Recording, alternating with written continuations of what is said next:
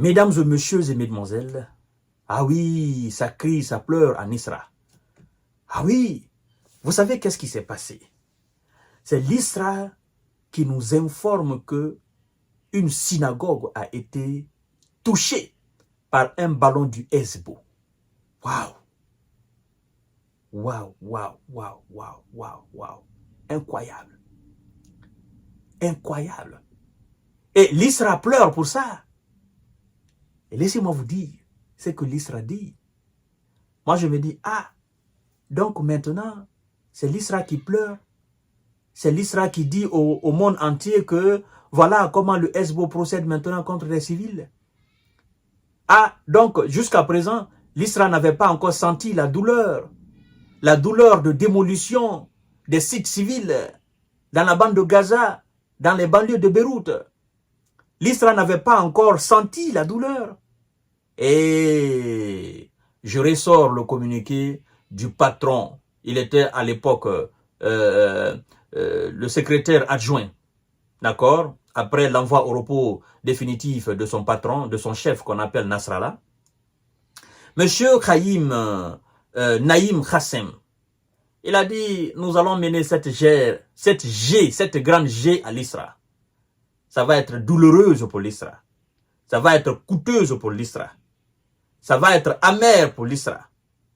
Et ça va être longue, périlleuse pour l'Isra. Et l'Isra n'a pas compris. Monsieur Bénia n'a pas compris. Et c'est maintenant, le Hezbo est en train de mettre en exécution tout ce que son chef avait dit.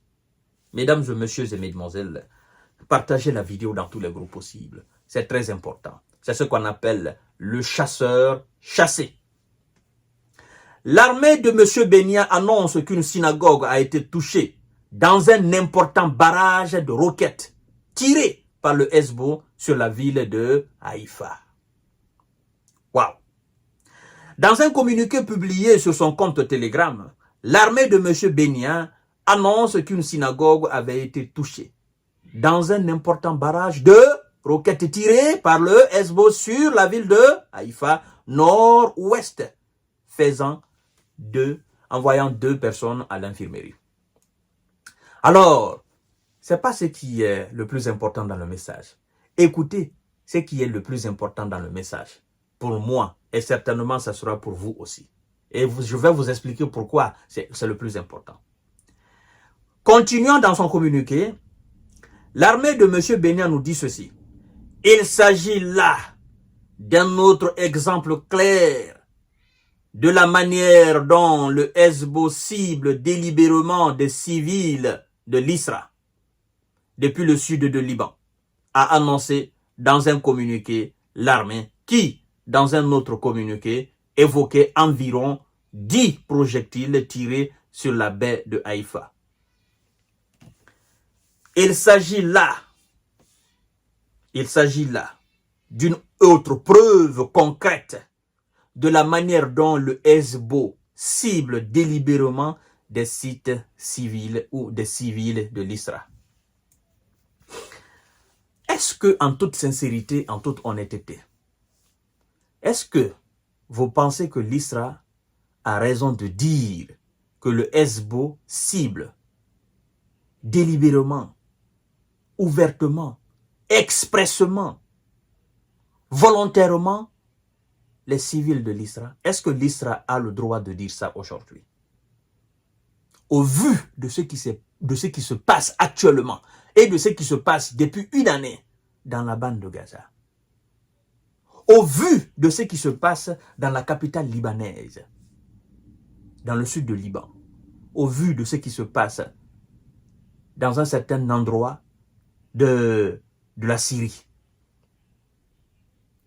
Est-ce que l'Isra a le droit aujourd'hui de dire que le Hezbo cible des civils Isra? Mais non! Un civil Isra égale un civil libanais. Un civil Isra égale un civil palestinien. Un civil Isra égale un civil syrien. Il n'y a pas de différence. C'est le même sang qui coule dans les mêmes veines. C'est la même constitution biologique.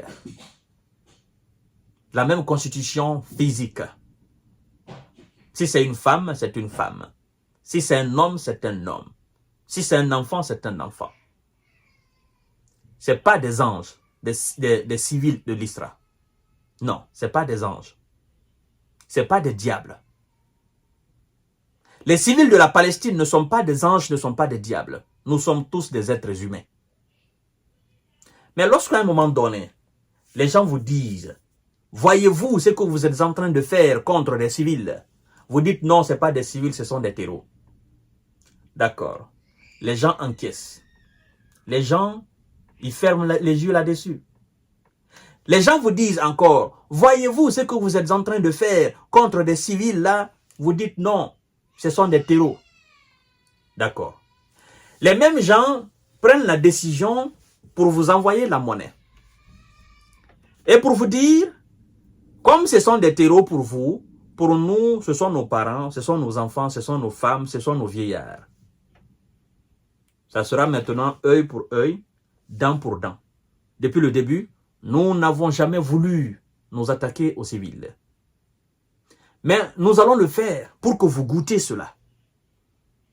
Pour que vous compreniez physiquement, émotionnellement, mentalement, moralement ce que ça fait de perdre son père, de perdre sa mère, de perdre son enfant. Ce que ça fait de perdre ses frères et sœurs qui n'ont absolument rien à voir avec l'armée.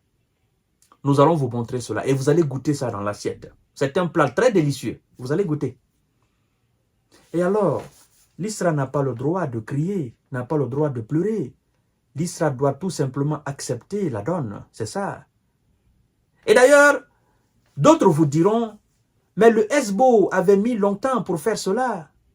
Si c'est vrai que des civils ont été délibérément ciblés, d'autres vous diront, mais le Hezbo a mis longtemps pour faire cela. Ou le Hamas a mis longtemps pour faire cela. Sachant et voyant, constatant ce qui se passe de leur côté. Ben, il faut faire de même du côté aussi de M. Benia. C'est ce que d'autres vous diront. C'est tic au tac. M. Benia, vous ne voulez pas la paix. Vous ne voulez pas négocier. Vous voulez ce que vous voulez. Et pour vous, c'est la méthode militaire qui est la méthode la plus fiable pour vous. Ben, continuez alors. Ne pleurnichez pas. Ne dites pas, oh, ils ont attaqué une synagogue, ils ont fait cela. Non, ce sont les conséquences de votre politique militaire. Je vous donne rendez-vous tout à l'heure. Partagez la vidéo dans tous les groupes possibles.